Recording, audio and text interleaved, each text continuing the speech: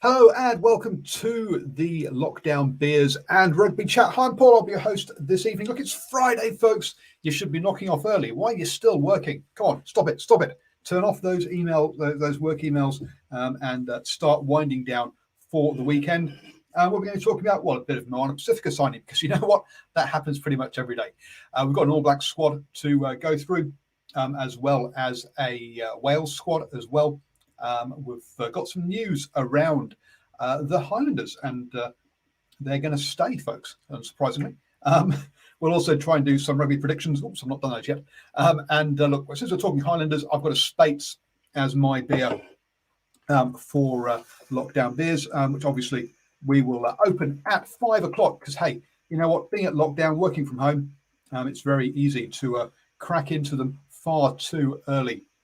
Isn't it? Let's be honest. Also in the news, got some news around the Chiefs as well. And joining me to have a bit of a chat is Con. How you doing, sir? Very well, thank you, Paul. Yourself?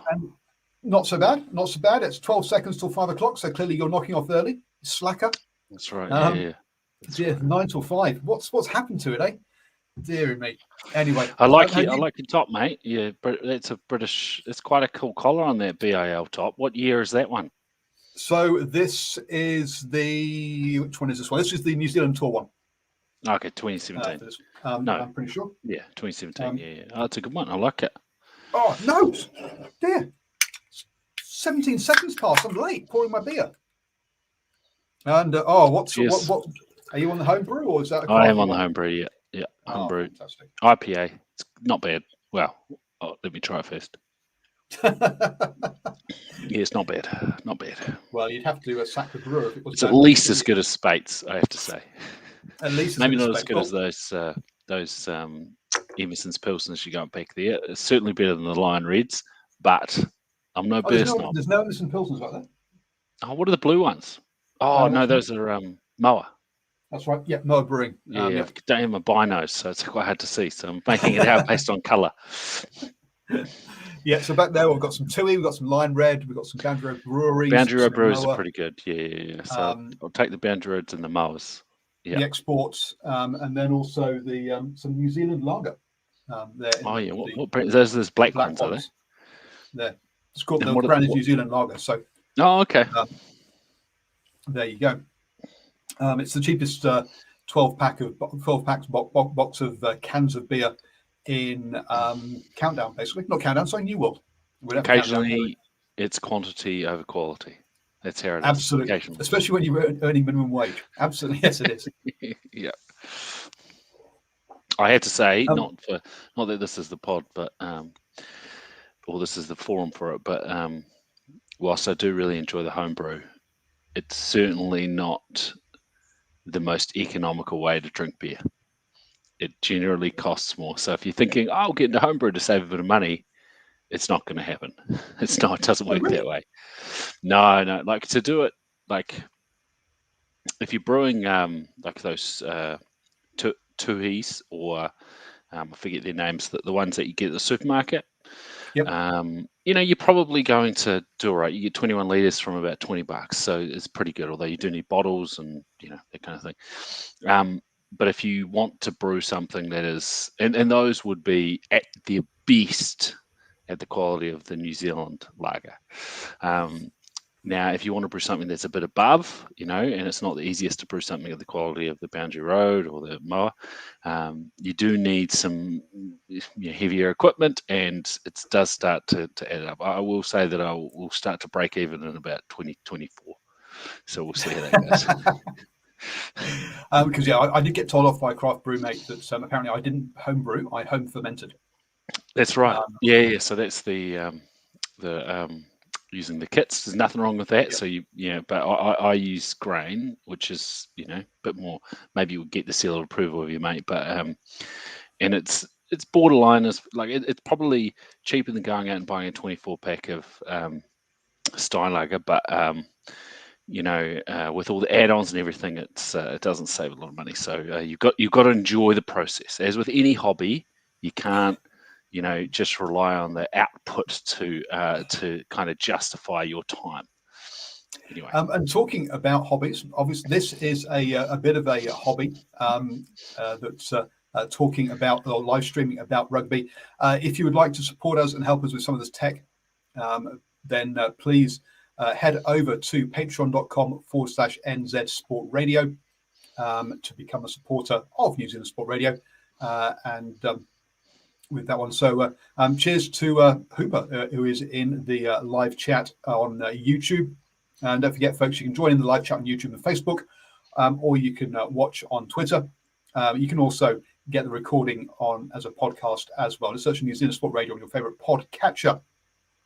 Anyway, so the reason we got talking about beers is because I'm on the Spates, because Highlanders have made an announcement today that they have got themselves a new license, because their license is running out this year. So they could have ceased to exist. Very unlikely, quite obviously. But they have now got themselves, apparently the same as the Crusaders, a in perpetuity license. And New Zealand Rugby has effectively sold its stake in the Highlanders now. So New Zealand Rugby does not own any of the Highlanders anymore. There is an ownership group of 4 people who own the majority of it, and then there's a smaller percentage owned by Otago, Southland, and North Otago. About 13% is held by those 3 unions. So, look, good news that the Highlanders are going to be around for a bit longer, but interesting that we're moving towards we're moving away from union ownership of these franchises and periodically renewing them and going to private ownership forever. And we've seen that causes kind of conflict, having private ownership of clubs versus unions in Europe. The Highlanders have already mentioned previously that they are really interested in the a World Club Cup. So, Con, could we potentially see are you happy about this kind of change of ownership? well, look, I didn't know anything about it until you first said it, and I quickly read a quick article while you were talking. Now I know everything, so not really, but it's interesting. I saw a headline a couple of hours ago about it and thought, oh, that's interesting. I didn't actually realise they weren't licensed. I didn't realise they were unique. I'm hopefully just the same as some of the listeners here and being completely unaware of what's going on. So it's interesting. I think they're not unique. The Crusaders have already done this.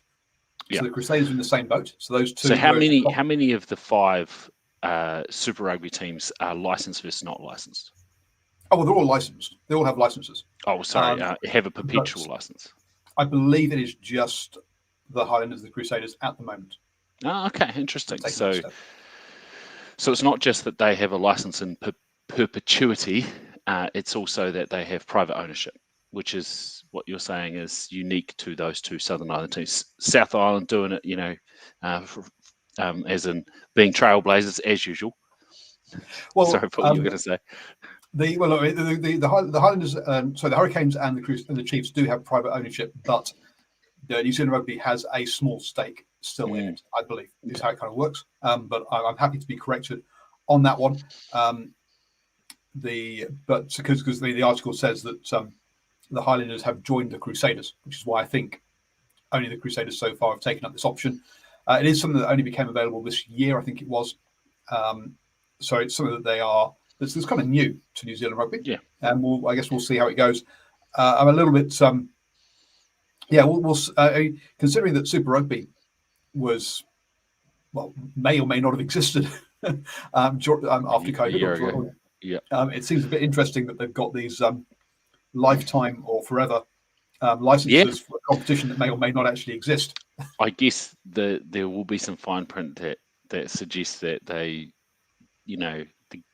don't guarantee that the teams will continue to operate. It's probably guaranteed within the confines of a Super Rugby competition, and they get to maybe have some decision making about their own fate. But it's interesting that the Highlanders have managed to pull this off, being the smallest, population base with the fewest number of teams that feed it. So good on them. You wouldn't be surprised if they were the last ones to pull this off, given the profitability of I guess union is challenging just given its base. So good Yep. on them. So It's interesting. good on them. So yeah, in the short term, are we going to see any change? Probably not. But yeah, there are longer term implications for this, and we'll see. Look, we have seen that that the franchises were all given a bit more freedom at this round of licensing, and we've seen that in some of the way the memberships have been working with the I know mainly with the Chiefs because hence the Chiefs are the ones that I'm closest to, and I get all their media releases, and hence congratulations to the Chiefs because they have just released, or they've just started selling memberships for next year, and they've clocked up over 200 members in the first 24 hours, which is the most they've ever sold in an opening 24 hours slot for memberships. So what's a membership for the Chiefs? So what does that entail? Is that to do with the stadium tickets, or is that something else? Effectively, yes. It's membership is season ticket holders. Season pass, yeah. They did come up with a digital membership as well, which meant that you weren't a season ticket holder. But I'm not sure if that. I don't think that includes these. This is about season ticket holding. Now, I kind of think it helps that the first 2,000 people, I think it is, the first 2,000 adult members get 50% of their membership back on barter card, which allows you to basically barter card. Bloody barter card. So what's the stadium? I'm about to say population, but it's not population. What's the capacity? Capacity. Thank you very much, Paul. What's the stadium capacity of FMG Stadium? Something like 22, 25. So it's probably not too dissimilar to the Orange Theory Stadium or the Christchurch Stadium at the moment, Canterbury League Park or whatever it is. Yeah, must be similar. Yeah. So, my dad gets season tickets every year, which I leech off, and he's finally got some good tickets because he had tickets at the behind the try line, which was always a bit difficult. But just slightly derailing this train, the Christchurch cannot get. I'm not sure if you're aware from being up there, but Christchurch cannot get this new stadium quick enough. Do you know much about the discourse about the stadium in Christchurch, Paul? Have you heard much about it up there? Oh, look, I think there's been disagreements over the size. It's grown and shrunk and grown again. The cost obviously has bounced around a bit, which always happens with these large infrastructure projects, let's be honest. And different council members have got different ideas as to what it should be and who should pay for it. If New Zealand Rugby wants a 50,000-seater stadium, well, chip in then, folks. But they don't want to chip in, do they? So yes, whenever you have these publicly owned stadiums, which what all the ones in New Zealand are effectively, and they're going to try and justify the money spent. The economic side of it can be interesting. Yeah, well, it's actually fascinating to sort of think about. So, yeah, I'm talking off the cuff here, so I don't have the details in front of me. I probably should have Googled it about 20 seconds ago, but there's a 30,000 seat in Christchurch that is widely, there's a lot of wide dissatisfaction about it. Now, Dunedin, Forsyth Bar Stadium is 30,000 seats. Now that costs about 90 million to build. And that was built somewhere around 2009 to 2011. So, about 10 years ago. Mm-hmm. Now the Christchurch Stadium is costing, and it's the same size. So, and the Forsyth Bar Stadium is a good stadium. So there's, so it's the same size. There's not going to be much more. I don't think a few additional chippy stands is going to cost that much. So it's going to be pretty similar. So the Christchurch Stadium is costing $473 million to build. So in 10 years' time, it's gone from costing $90,000 to build a 30,000 seat stadium to 473. That is insane. And it's one of those things that it's expensive today, cheap tomorrow. So the sooner they get on with it, the better. But I can tell you from living down here, the Crusaders obviously a pretty well supported team.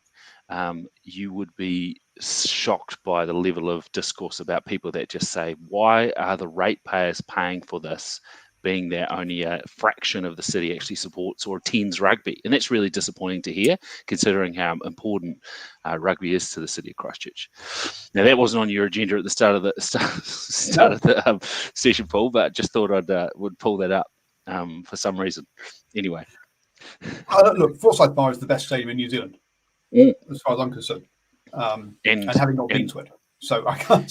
Oh, it's really good. It is good. But as a rugby stadium, anyway, clearly it's not any good for cricket. But as a rugby stadium, it's the best stadium in the country.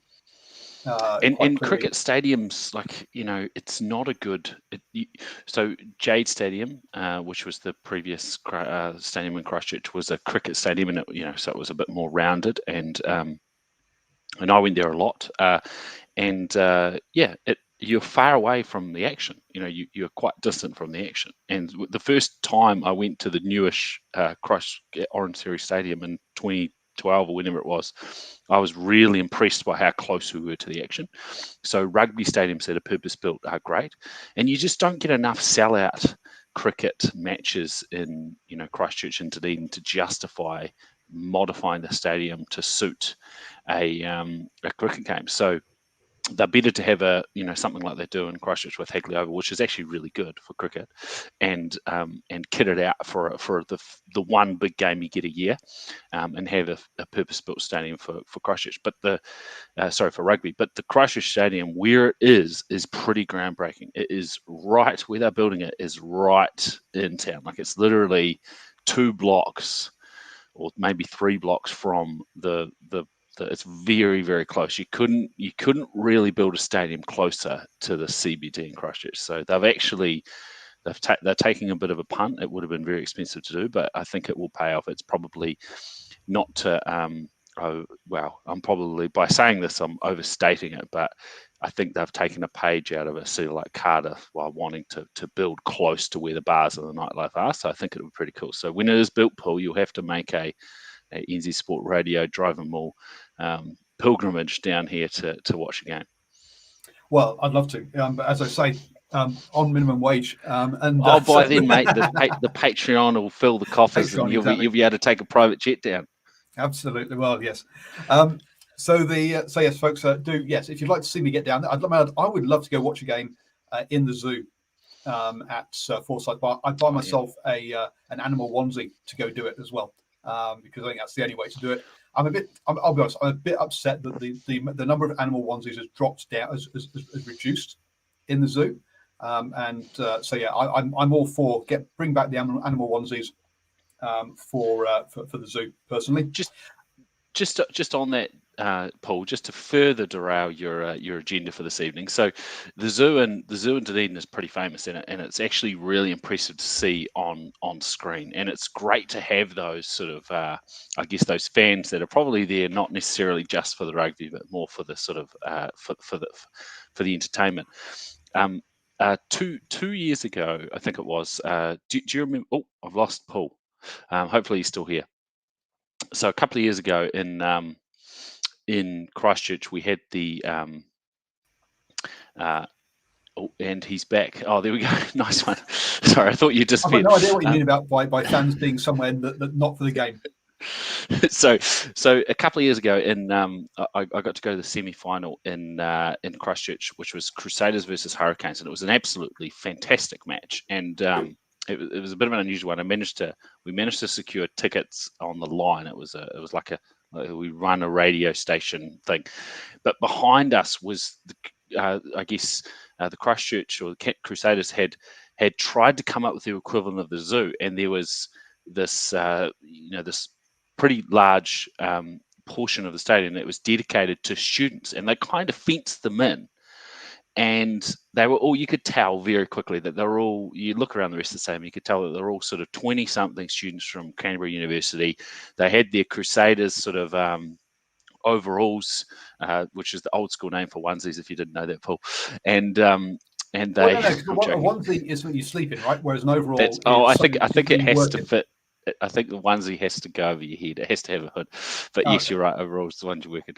And the atmosphere was insane. And I always thought, oh, they've cracked it. They've given probably a student ticket that's probably $10, and they've kind of allowed them to have fun. The cops were patrolling them pretty hardcore, but it was really impressive to see, and you could hear them. And then the next game, gone, and the next season, gone. Something obviously just made them avoid doing that, which is really disappointing. And I think the concerns around alcohol safety and condoning certain type of behaviour, and to be fair, I was right there, and it didn't seem like they were doing anything wrong, is really you do lose something, because at that point, like in the game, the stadium, most of the attendees are probably 40 to 50 years old, pretty, I guess, well behaved and quiet. And that's probably the main thing. And this part of the stadium was going off. And I think it's a real shame. And I think we should, as I think the people in the administrations and everything, and I know you're listening,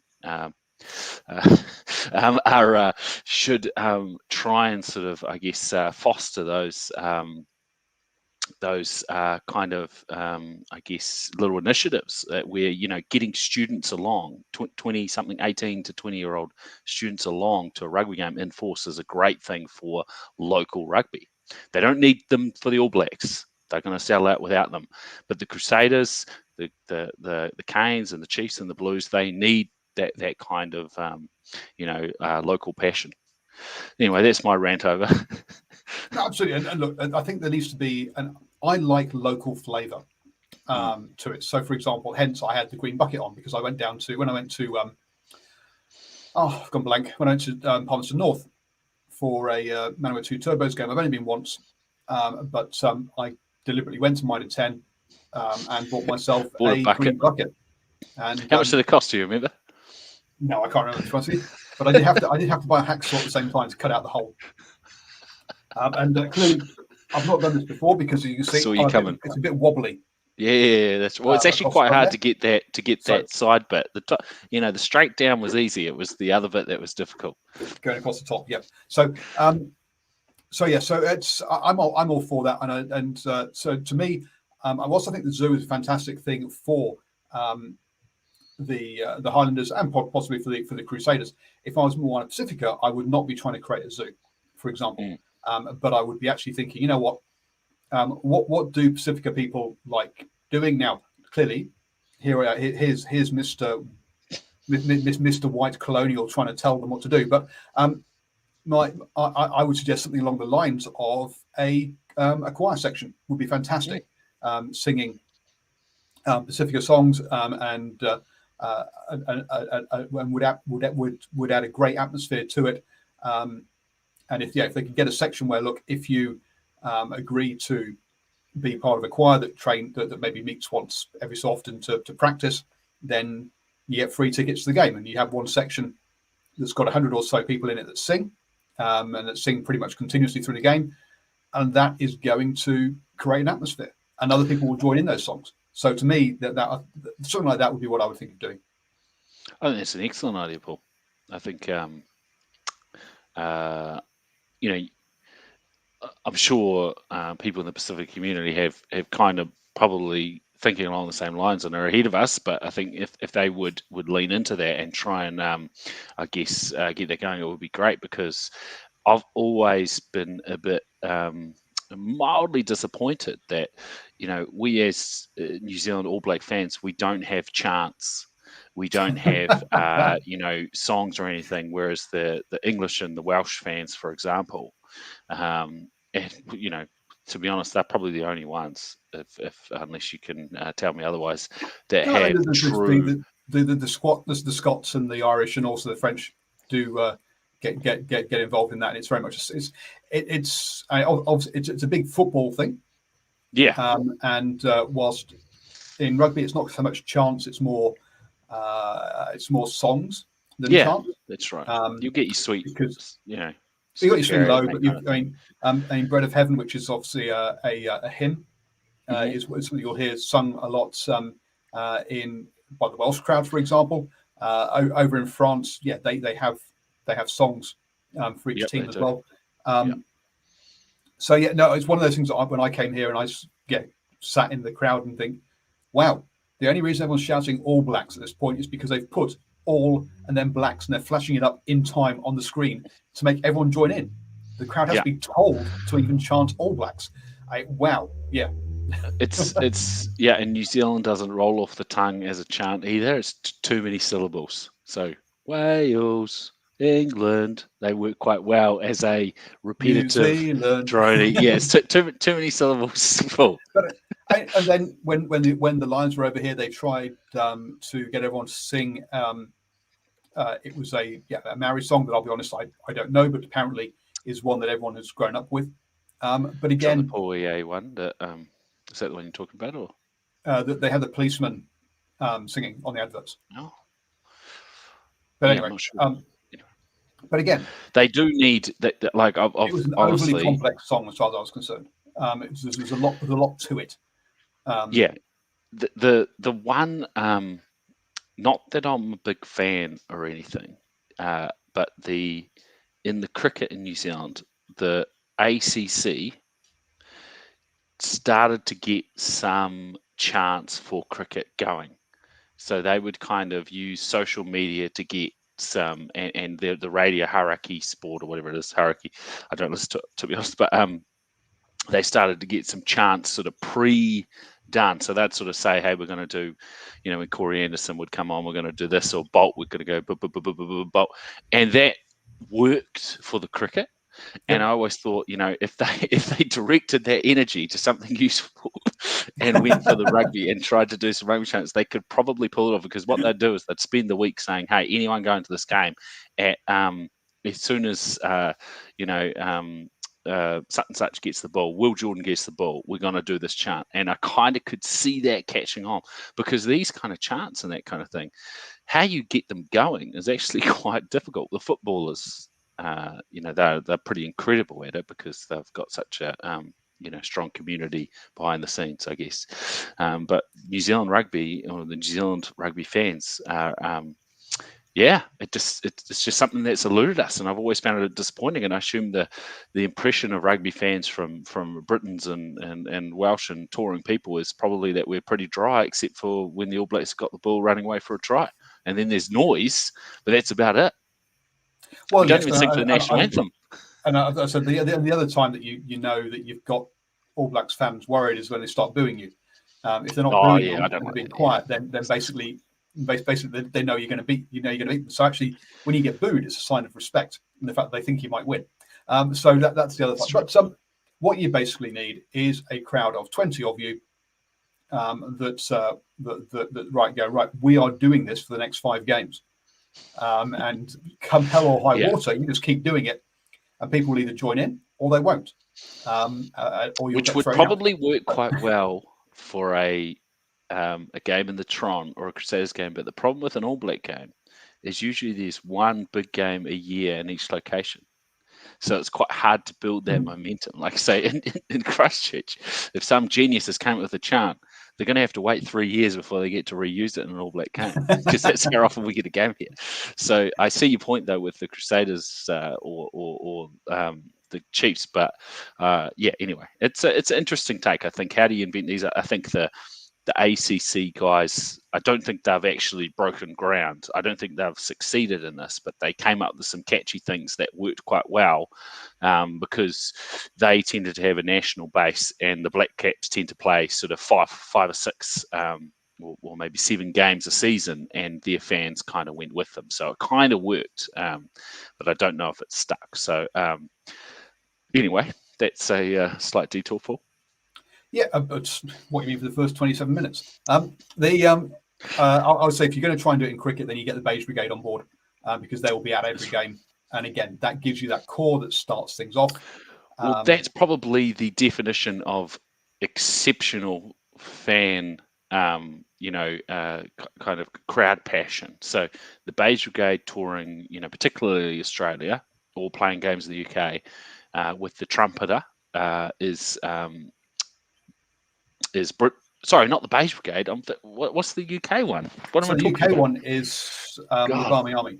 The Barmy Army. I'm thinking. English cricket. So I'm not thinking of the Beige Brigade. Sorry. I'm thinking of so the the Beige Barmy Brigade Army. are basically they saw the Barmy Army and thought, hey, we can do that for New Zealand, and right. they chose the rather fetching one-day outfit that the beige outfit that was back in, I don't know whether it was the 70s Early or 80s 1992 and before, before the 1992 World Cup. And they decided that would be their uniform, and hence they would call themselves the Beige Brigade, which is fantastic. But anyway, the Barmy Army, though, is what I meant to say was the Barmy Army is the epitome. So Barmy Army, if you're not a cricket fan, Google the Barmy Army, and that's also about that. So that was one of my things when I was rich and retired. I was going to go on a Barmy Army tour. Brilliant. So folks, go out and buy lots of toy stables, and I can then go on a Barmy Army tour. If you don't get what that is, search for Kia Play NZ on Facebook, and you'll see a new thing I'm getting involved with. Anyway, the Highlanders we talked about. Moana Pasifika, they've signed we talked about the Chiefs. Moana Pasifika signed a couple of players, Ray Nuia and Luturo Tolai, who are their first hookers that they have announced. So two good signings there. Ray Nuia, already a Samoan international with a couple of caps. Tolaya, someone who was, and both of whom have been actually part of the Blues Super Rugby extended sort of squad for the last couple of years. So good to see both of those two being signed up by Moana Pasifika, and good to see finally that we actually have a front row now. We've got 3 props and 2 hookers, which actually means at least we can get a match. We can actually get a match day 15, not quite a 23 yet, but we can get a match day 15 out of Moana Pasifika. What are the numbers at the moment? Is it 16, 17, 18? How many have been named? It's funny. They're announcing players every sort of 2 to 3 days. It's playing right into your hands from NZ Sport Radio, because you can sort of have a conversation about them every couple of days. It's they're coming thick and fast, which is really cool. 24. 24. Wow. Okay. Yeah, so you're I think right. about 14 not left to come. 24. Yeah, it's interesting. So they've only got one scrum half and 3 props so far. So that's why they can't put together a match day 23. And how many players do you believe are, I guess, occupying those few spaces? Is it 5 spaces of? Out of the 38, we think they're going to do 5 spaces. They've named 4 players already who are non-eligible for. Definitely those 4. I remember it was sort of uncertainty around aren't they? Well, so Kobe Ketu is capped by Australia, so he's not. Same with Christian Lealiafano. Toa Nawai is Fijian, so again he is not eligible for those people. And finally, Lincoln McClutchy. Well, the Pacific Players Association, I've gone blank to his name now, person said that Lincoln McClutchy was not eligible for Samoa Tonga. So those 4 players. T-Pole, is it T-Pole? Is that who you're talking about? T-Pole? Yep. That's right. Sorry, kick it. So we know that they've named 4 players so far. I'm expecting 1 more, really. And there is a bit of a big name coming up soon, apparently. So we'll have to wait and see. Ooh. Maybe Ollie Surveyor. That would be an interesting one. You reckon? We keep saying that, don't we? Sorry, we'll keep saying it until we know otherwise.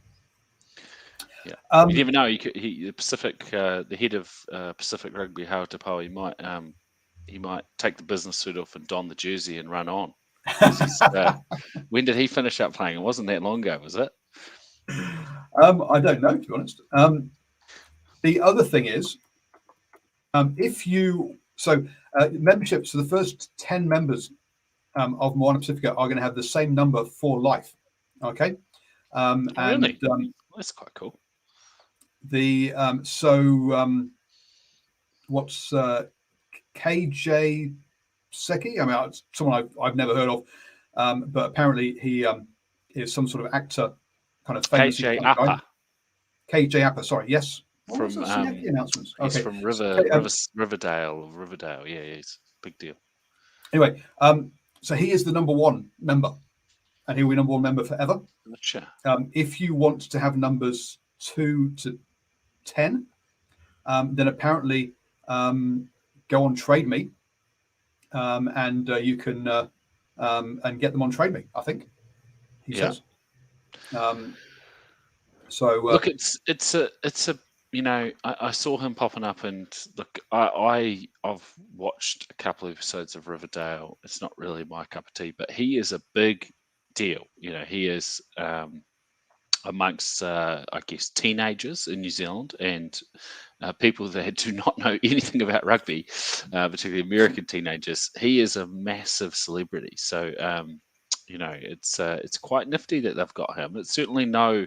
It's some people, most people our age wouldn't have any, would be completely indifferent to him, but they've, it's no mean feat nabbing him because he's a big international celebrity. So good on them. Fantastic. As you noticed, I haven't got a clue who he is. I've never heard of him before. But great. No, wonderful that he is. So look. So if you've got a spare $500, then all of them. There's one at 520 by the looks of things. Are there. So if you want to have, so number 2 is at 520. All the rest are currently at 500. The auction closes on Sunday, the 7th of November. So a week on Sunday.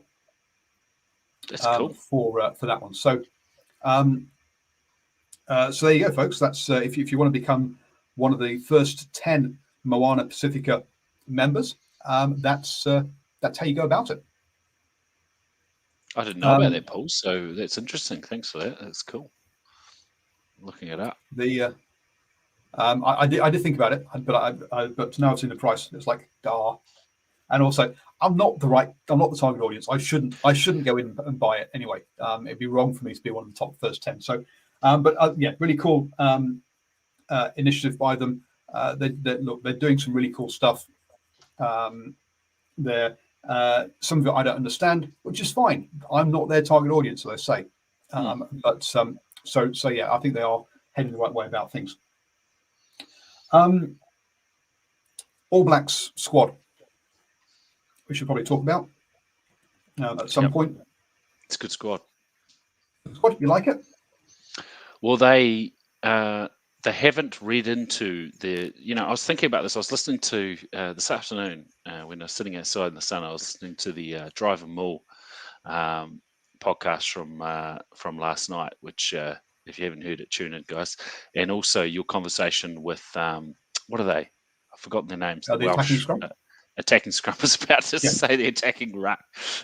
So the attacking scrum and good comments there. I think you gave, I must say, Paul, I think you gave a pretty fair, a true, but certainly pulled no punches about what you believe is New Zealand's opinion on this match. And I sort of thought if the media didn't exist, New Zealand supporters would, and myself, for example, would go into this game treating it like a standard Welsh game. And whilst we would believe we are going to win, we would be somewhat sort of amped for a real contest.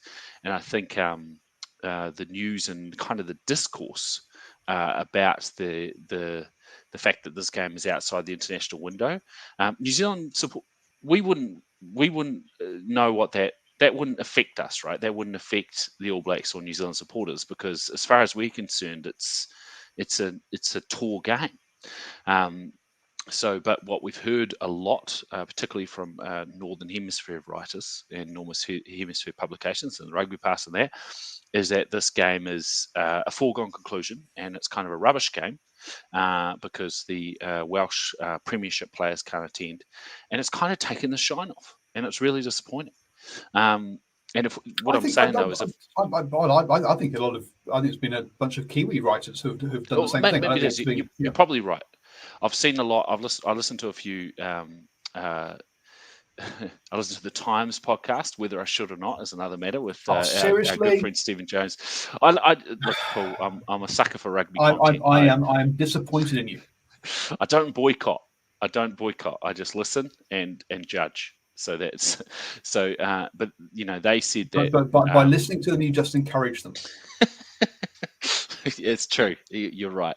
So them, along with a few other Northern Hemisphere podcasts, kind of quite cynical towards this match, which I think I would if I don't listen to a lot of New Zealand podcasts or I read a few articles, but I would be pumped up for this game. So you might be right that New Zealanders have kind of cottoned on to that idea that the Welsh team is not playing a few teams. But to be honest, if you flip it round, Paul, if New Zealand had dropped 7 of its best players, would Wales care?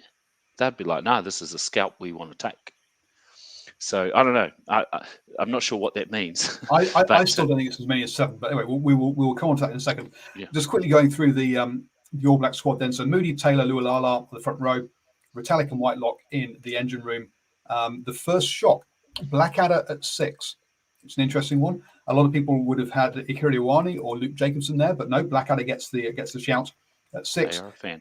Papulehi at 7 because Sam Cane is still not ready to resume that role, with Arnie Surveyor at 8. The next surprise, TJ Piranara at 9. I think most of us thought Brad Weber had climbed ahead of him, but no, we're going for that old Hurricanes partnership of TJ Piranara and Bowden Barrett. Maybe some sentimentality here in the fact that it's Bowden Barrett's 100th Test match has put him ahead of Richard Moanga. Also, Richard Moanga started last weekend, didn't he? So maybe a bit of rotation there on that one. Into the centres then, David Havili and Antonella Brown come back. With Rico Iwani on the left wing, Will Jordan on the right wing, and Geordie Barrett at fullback. Into the reserves then, Samasoni Tokilaho ahead of Dane Coles. I think totally deserved there on the bench with Carl Twinakafi and Tora Lomax. I think I said Offa Tonga Fassi would have been there, but yeah, congratulations to Lomax. Va'ai, Ikiri Iwani are the other two forward replacements, with Weber, Richie Moanga, and Sevu Reese, the backs replacements. If we look at that lineup there, then from memory, Samuel Whitelock and Will Jordan are the only 2 players to retain their jerseys from last weekend against the USA in that starting 15. So when I said on the Attacking Scrum podcast that I was expecting something like 17 changes, that's kind of what we've seen. You've hit it. So this is this exactly first choice? Some of us would argue no, because I don't think some of us say that Weber should be ahead of TJ, perhaps Moanga ahead of Bowden. But look, this is there or thereabouts a first choice All Blacks team to take on Wales, effectively. Yeah, it's a good team.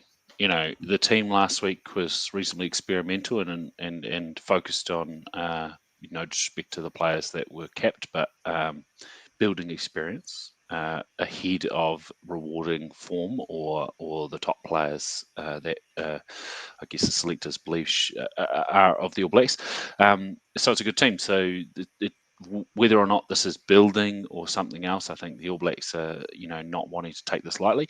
I did like that podcast. They talked about the fact that New Zealand traditionally name a better than average team. When Wales are not at their best, the All Blacks don't tend to play into that. They tend to name their best possible team. And I think I would suspect that's partly to do with the fact that Millennium Stadium, or what's the new name of the Millennium Stadium, Paul? I'm sure you know that. Principality Stadium. Principality It Stadium. was, but I think it has renamed itself again, actually. Yeah, might have another one. So the former Principality or Millennium Stadium or whatever it's called. The stadium formerly known as the Millennium Stadium is a favourite of most All Blacks. So it might be one of those things where the players are sort of pushing, encouraging, and kind of saying, probably you could imagine that like in a business, a year out from or 6 months out from a game, players start to talk to their selectors and their coaches about which games they desperately want to play, and I wouldn't be surprised if a couple of players said we want that game. On the other hand, I wonder if the All Blacks are starting that World Cup lead-in where we don't have the perfect Autumn International sequence where they want 3 big games and they're going to name their top team for those 3 big games: Wales, Ireland, France. Absolutely, I think this is the perfect sequence in that we've got the USA where you can experiment. Wales, then you bring out your first choice team.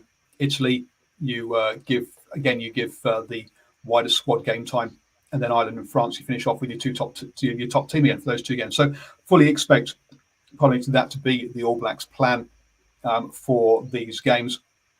But yeah, it was as you say, cracking. It was a really interesting listen about the history of the Wales versus All Blacks. I mean, Wales probably the only nation to have held at one point a 75% win record against the All Blacks, which is kind of stunning. Admittedly, since the last one of those wins, they've not won since. But even so, the fact that there you go. Proper pub quiz question for you there, folks. Which team has held a 75% win record against the All Blacks at one point? I don't think many people would say Wales. Incredible. And even the fact that New Zealand played Wales for only, like, I always thought that, I think a lot of New Zealand fans, me being kind of an average New Zealand fan as far as knowledge goes, are aware that the last time they won was 1953 or 1954 or whenever it was. But the surprising fact was we'd only played them 4 times until that game. That's 50 years of games, and we played them 4 times. That's incredible. I assumed it was 10 or 12. Yeah, it's incredible. Like and they were always a big rugby nation, so it wasn't as if it was like we I think of the World Cup coming, 2023 World Cup, we're going to play a team for the first time, and it was a big deal. Which is it Uruguay we're going to play for the first time? So probably that makes sense. But I would have Uruguay they've fallen into the pool with New Zealand, which I assume is Pool A because it's got the pool of France, and it was announced that we're going to play them for the first time ever. It was a groundbreaking thing, and we don't get those very often. But the fact that we played Wales only 4 times in 50 years of games is extraordinary. And it probably when we think 1953, we probably think oh, well, that means we've beaten them 50 times, but it's not the case. We don't play Wales and Ireland and England as often as we play teams like obviously we probably play those teams about as much as we play the USA these days, which is once every 3 years, 2 to 3 years, which is so it's a long time. But how many games is it, Paul? Is it 20 or something games? 20 games? Between Wales and France. Yes. No, Wales and All Blacks since 53. You're quite correct. It is Uruguay because Group A is going to be New Zealand, France, Italy, Uruguay, and Africa 1, which is most likely to be Namibia. Pool B, South Africa, Ireland, Scotland, Asia Pacific 1, plus Europe 2. So that's going to be Tonga, is it, or Samoa? Tonga, yes, that'll be Tonga. Pool C, Wales, Australia, Fiji, Europe 1 final qualifier winner. So Europe 1 generally is Georgia. Yep. England, Japan, Argentina, Samoa, America's 2, which is either the USA or Chile. You'd expect the USA to come through there as America's 2 to finish off Pool hopefully. D. Maybe not, but hopefully. On that one. So that's who you're looking at the moment, folks. I would have to go and look at the All Blacks record to see. I'm guessing it's we sort of think 50, so that's 60 years. It's not 60 games. It's probably not even 20 games. Sorry, what were you going to say? 35 games against Wales. Okay. Well, I was wrong. It's closer to it's somewhere between 20 and 50. So right back in the middle. Look at that. So look at the which is Argentina's 33 times. Obviously, that's catching up because they're in the Rugby Championship. They play more regularly. If you think that New Zealand have played the British and Irish Lions more often than they've played Wales with 41 games, that's just that's quite amazing, really. And in a way, they've been increasing in the last 20 years. But we played Wales in the 2019 World Cup, as mentioned in that podcast, and then prior to that, it was 2017. So Wales are one of the teams that New Zealand, New Zealand Rugby doesn't have a vendetta with, like England Rugby they seem to have. So they do seem willing to play them somewhat frequently, whereas and same with Scotland and Ireland. So yeah, it's great. It's great that we've got the game against them, and it means a lot to them. So yeah, and yet New Zealand's played England more than Scotland, Ireland, or Wales. it's true. It's true, and I think it's because so, yeah. it just not on the. How many times has New Zealand played England in the last 10 years, Paul? Oh, I don't know about that. But so I've got a table up on Wikipedia as how many games I've played against different teams. Clearly, Australia's the most, and then South Africa, and after that, then comes France with 61, and England with 42. So there you go. I think since 2015, we have played England in the World Cup semi-final, which we got battered, and the game in 2018, where we just scraped through due to that offside call that we were pretty lucky against. And right up until 2015, which is a long time, so 2018, 3 years before 2015, we didn't play England once, and maybe not even 2014. I could be wrong about that, but there's something going on, or there has in the last 5 or so years been something going on between New Zealand rugby and England. It's a real shame because, you know, as an All Blacks fan, I'd love to see us playing England on these India tours more often. Anyway, Paul, we're probably time to talk about the Welsh rugby team. Yep. So we'll run through the Welsh rugby team quickly. Wyn Jones, the British Irish line, Ryan Elias and Thomas Francis, the front row, with Adam Beard and Alwyn Jones, two lines there in the engine room. Ross Moriarty, Ty Basham and Aaron Wainwright are the loose trio. Not the first choice there, but that's through injury, folks, not through a lack of players. But that tight five is first choice. Thomas Williams and Gareth Anscombe there are going to run things with Johnny Williams and Jonathan Davis in the centres. Again, new centre combination, but again, due to injury, not to outside the window.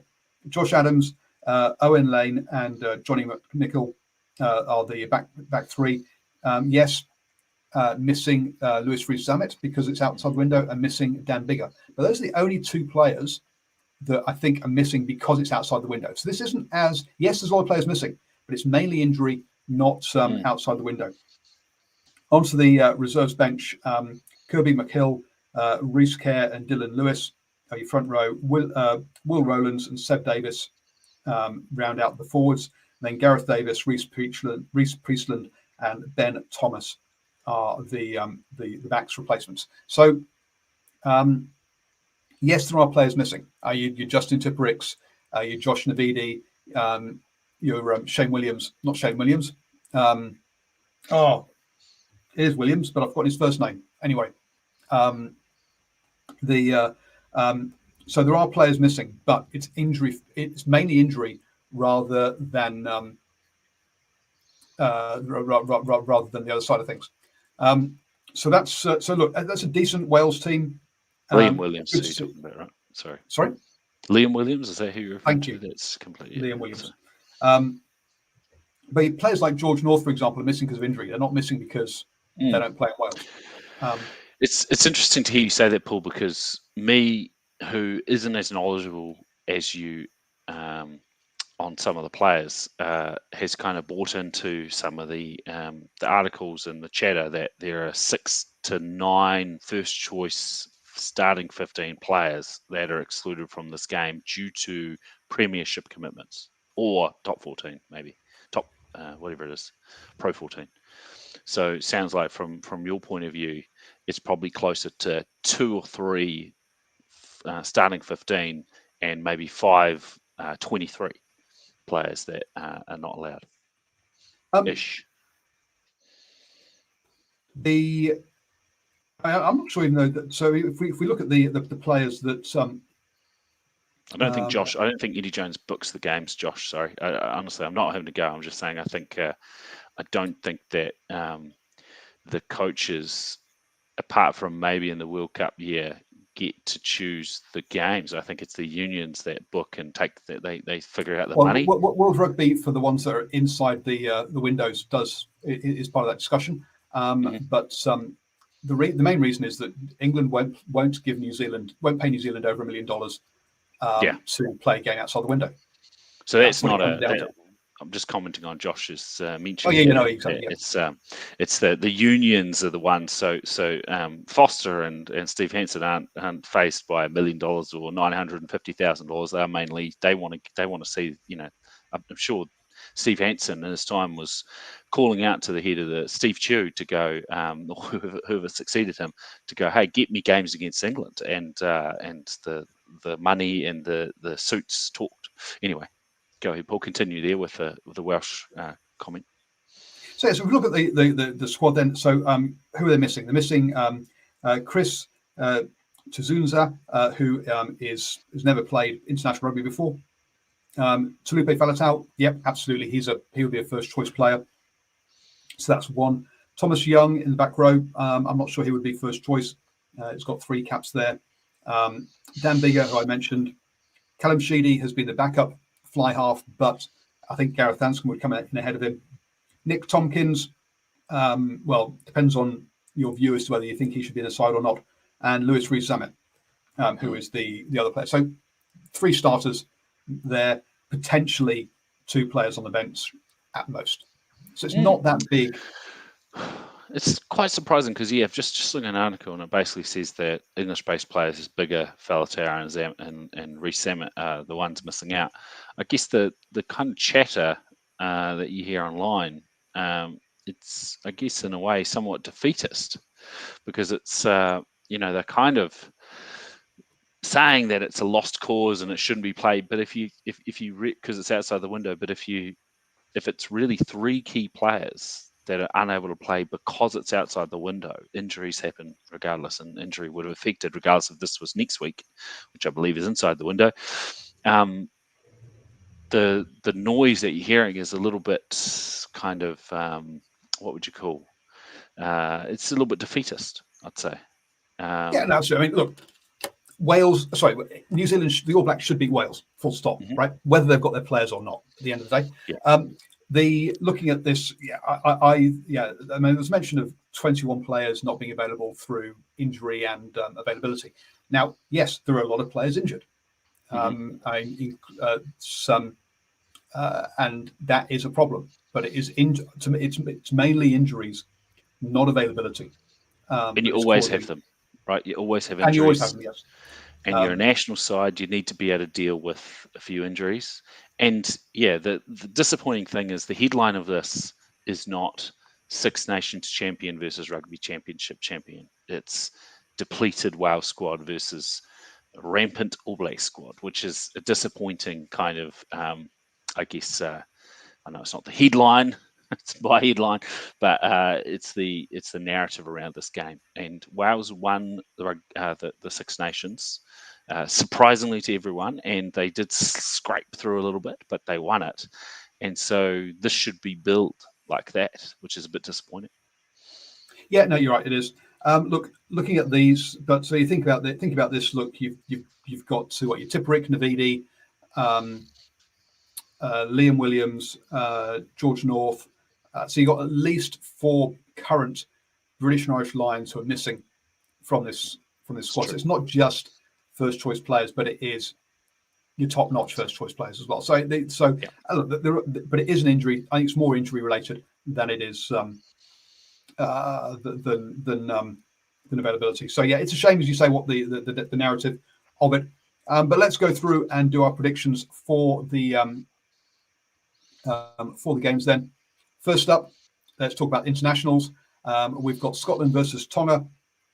So this is, again, Scotland missing a couple of players like Finn Russell, Hogg, for example. So some of their top players missing because of availability on this one. Still, you would expect Scotland to win this one pretty comfortably against Tonga. So I back Scotland by 15. And despite all that talk around the different ones, I'm going by. There's a heavy scroll there, Paul, down to the 20s. Yep. Okay. Yep, and I'm going for 21 for New Zealand against Wales. Now, if you listen to the For Your Ears Only preview of this, where I talk with Jed from New Zealand Sport Radio, you can get that over at nzsportradio.com. He goes for 23 points. So look, this isn't a purely New Zealand one-eyed view, I think they're expecting something similar from Wales as well on that one. I wouldn't be if I was a Welsh fan. I'd kind of be bracing myself for that, in the hope that something different happens. But I have to agree. I think it's I'm picking New Zealand by 17. The reason I'm dropping that is I've heard the weather isn't tremendous there, and they're keeping the roof open. So I think weather is worth. You mean it's going to be few pissing points. down with rain? That's right. It's pissing down with rain, and I think New Zealand generally plays a little bit better in the rain than depending on the team, against teams that they can run around a little bit. So yeah, I'm still giving them a few points. So yeah, I'd say 17. Let's go with 17. And Scotland, yeah, I think that's right. I don't think Tonga's taken their best over there. So I'd say Scotland by 20. Yeah, look, it's not the same as Fiji, who are not sending their head coach or the coaching staff over there or any local-based players. The Fijian side is purely going to be players from Europe, but I think I don't think Tonga have taken that route. No, their head coach is obviously Toto Kefu's staying home there, isn't he? Oh, because of the attack that happened in Sydney. Yeah. Which he's doing really well. There was an article about that, which was fascinating. If you get the chance to read it, have a look. Quite an incredible and quite horrific thing happened to him. But have a read. But yeah, he's staying home. So Josh reckons that he knew Foz would give Bodie the nod ahead of Richie. Foz is like Hansen in some sort of way. Oh well, yes, Ian Foster and is really a continuity of Hansen. That is very true. Didn't Hansen give Wyatt Crockett his 100th test with 2 or 3 minutes to go in the game? If I can't remember that. I might, yeah. So it got a bit of controversy at the time. But Wyatt Crockett, I think it was Wyatt Crockett. I could be wrong. His 100th test was happening. His 100th test was on, and he ran on the 78th minute.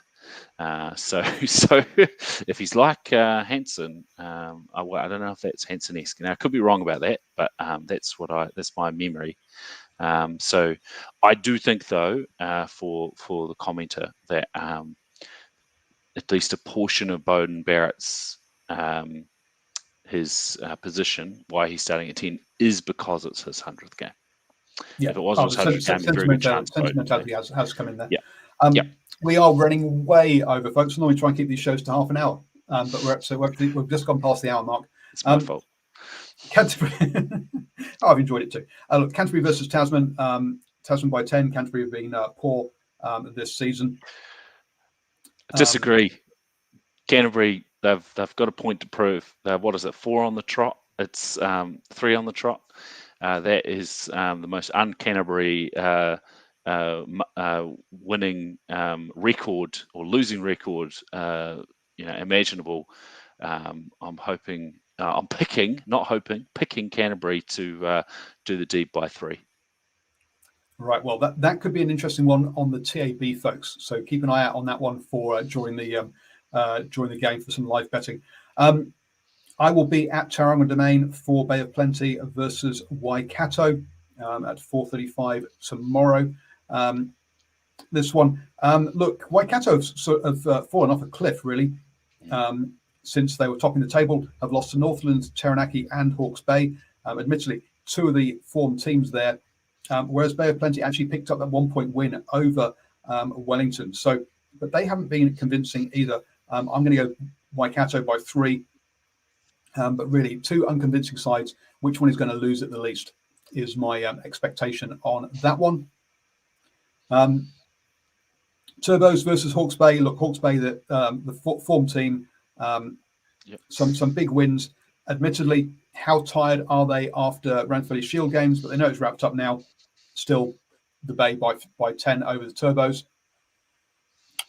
And then, oh dearie me, Battle of the Basement Dwellers with Southland versus Northland. Can Southland get their win, their one and only win this season over Northland, or will Northland get themselves into the playoffs? You'd hope that Southland will do it, but yeah, we will see. We will see. They went close against Canterbury at they home. did. And Otago. Not that far away from the Otago, those local games. I think Northland will take it. Northland, look, it's all been double-digit losses apart from that one game over Waikato. I'm going Southland by 3. Okay. Well, we'll see. We'll be at odds. We'll be at other ends, even though we're in the opposite islands. And then next Wednesday, we've got the Bay of Plenty versus Northland. You've got to be backing the Bay in that one. I'm going Bay by 7. At least 7.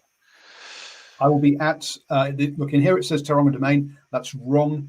That game is actually in Rotorua, folks. It's going to be cold. I will be at that game, though.